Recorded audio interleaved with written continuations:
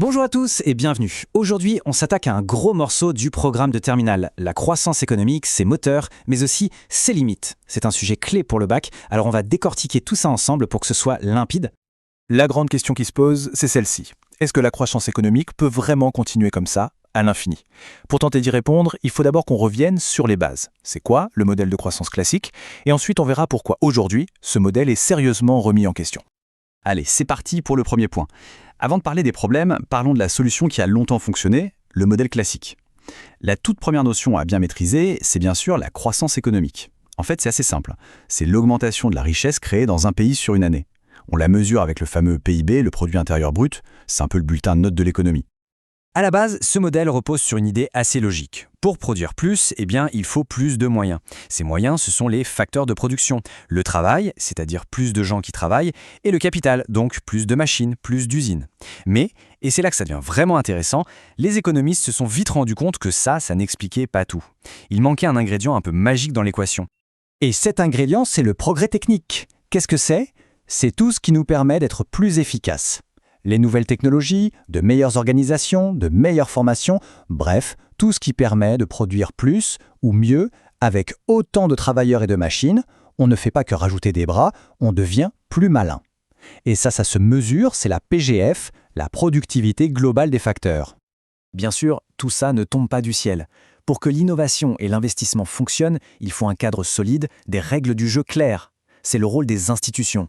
Par exemple, il faut protéger les inventions avec des brevets pour motiver les gens à créer. Il faut un système bancaire fiable pour que les entreprises osent emprunter. Et bien sûr, il faut investir dans l'éducation pour avoir une main-d'œuvre qualifiée. C'est tout un écosystème. Ok, donc là, on a le tableau du modèle classique. Ça a l'air de plutôt bien marcher, non? Eh bien, ce n'est pas si simple. Ce système a de sérieuses failles et aujourd'hui, on arrive clairement à un point de rupture. La première limite, la plus évidente, elle est écologique.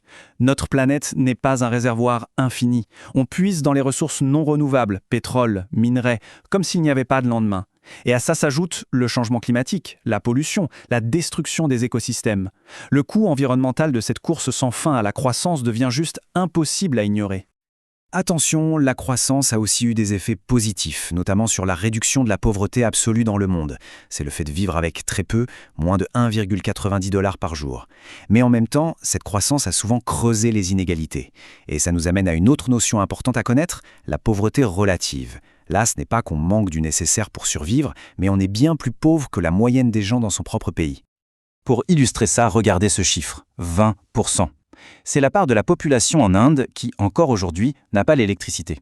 Et pourtant, l'Inde connaît une croissance économique très forte. Ça montre bien une chose, la richesse créée ne profite pas automatiquement à tout le monde. La croissance seule ne suffit pas à garantir de meilleures conditions de vie pour tous. Bon, alors, face à ces limites écologiques et sociales, qu'est-ce qu'on fait? On a bien dû réfléchir à une alternative. Et cette nouvelle vision, c'est ce qu'on appelle le développement durable. Voilà la définition à connaître par cœur pour le bac. Elle vient du rapport Brundtland de 1987, un mode de développement qui répond aux besoins du présent sans compromettre la capacité des générations futures de répondre leurs. C'est clair, c'est puissant. En gros, on peut continuer à améliorer nos vies, mais pas en grillant toutes les ressources de la planète pour ceux qui viendront après. Et cette grande idée, elle repose sur 3 piliers. Ces 3 piliers, c'est l'équilibre parfait à trouver. Pour que le développement soit durable, il doit être, premièrement, économiquement viable, il faut continuer à créer de la richesse. Deuxièmement, environnementalement vivable, on doit protéger la planète. Et troisièmement, socialement équitable, il faut que tout le monde en profite.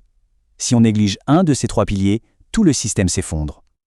Ok, l'idée est belle, mais en pratique, on fait comment? Comment on oriente toute notre économie vers ce modèle plus durable? Eh bien, les pouvoirs publics ont plusieurs outils dans leur boîte. Le premier outil, le plus direct, c'est la réglementation. C'est simple, l'État impose des règles, des interdictions. Un exemple que tout le monde connaît, l'interdiction progressive des plastiques à usage unique. Là, le but est clair, forcer un changement de comportement, à la fois chez les entreprises qui produisent et chez nous, les consommateurs. Deuxième outil, la taxation. L'idée, c'est le fameux principe du pollueur-payeur. On va rendre les activités qui polluent plus cher pour inciter à polluer moins. Un bon exemple, c'est la taxe carbone aux frontières de l'Europe. En gros, si une entreprise importe un produit qui a beaucoup pollué pour être fabriqué, elle paie une taxe. Ça la pousse à chercher des fournisseurs plus propres. Et enfin, troisième outil, les aides financières. Parce que parfois, faire le choix écologique coûte cher au début. L'État peut donc donner un coup de pouce avec des subventions. L'exemple de MaPrimeRénov' est parfait pour ça. On aide financièrement les gens à mieux isoler leur logement pour qu'ils consomment moins d'énergie. C'est une incitation positive.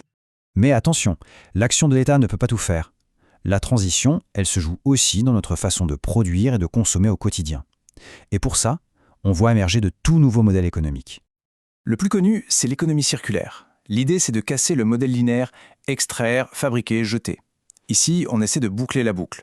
On conçoit les produits pour qu'ils durent, pour qu'on puisse les réparer, les réutiliser et en fin de vie les recycler. Le but ultime, zéro déchet, zéro gaspillage. Et à côté, il y a plein d'autres idées qui se développent.